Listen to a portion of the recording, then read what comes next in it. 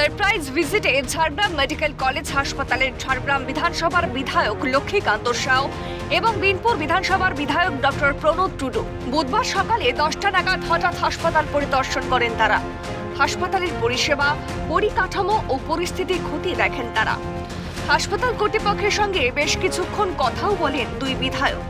ঝাড়গ্রাম বিধানসভার বিধায়ক লক্ষ্মীকান্ত সাউ বলেন, দীর্ঘদিন ধরে ঝাড়গ্রাম মেডিকেল কলেজ হাসপাতালে একাধিক পরিকাঠামোগত সমস্যা রয়েছে।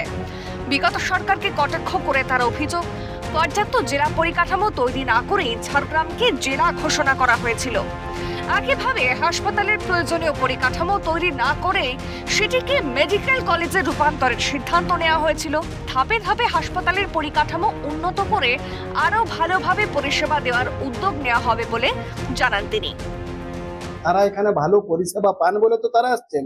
এখানে একটা ডাক্তারের প্রতি, হাসপাতালের প্রতি বিশ্বাস আছে, সেই জন্য আমরা এসেছি। এখানে প্রচন্ড ভিড় হচ্ছে, ওপিডিতে ভিড় হচ্ছে। আমাদের বাড়িতে লোকে চলে আসছে, যেহেতু হাসপাতালের পেছনে আমরা 2 এমএলএ থাকি, তো সেই জন্য তারা বাড়িতে চলে আসছেন। সারাদিনে কে কখন বেরোচ্ছে, আবার সারা দিন লেগে যাচ্ছে।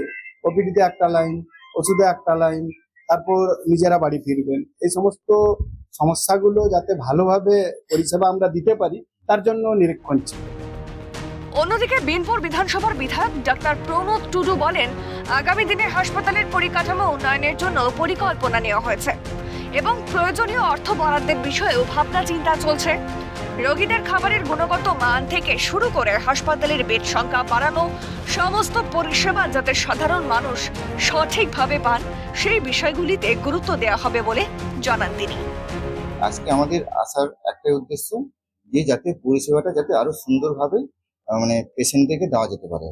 কারণ আপনারা নিশ্চয়ই জানেন যে বিভিন্ন গ্রাম থেকে, বিভিন্ন জায়গা থেকে পেশেন্টরা আসেন, তো ওনাদের যাতে কোনো রকম সমস্যা না হয় এবং তাড়াতাড়ি যাতে চিকিৎসাটা নিয়ে ওনারা যাতে চলে যেতে পারেন, সেটা আমরা কোথায় কোথায় আটকাচ্ছে বা কোথায় সমস্যা হচ্ছে, প্রিন্সিপাল ম্যাডামও আছেন, আমাদের লক্ষ্মীদাও আছেন, তো ওনাদের সঙ্গে আমরা এসছি জাস্ট একবার দেখতে যে কোথায় কি সমস্যাগুলো হচ্ছে।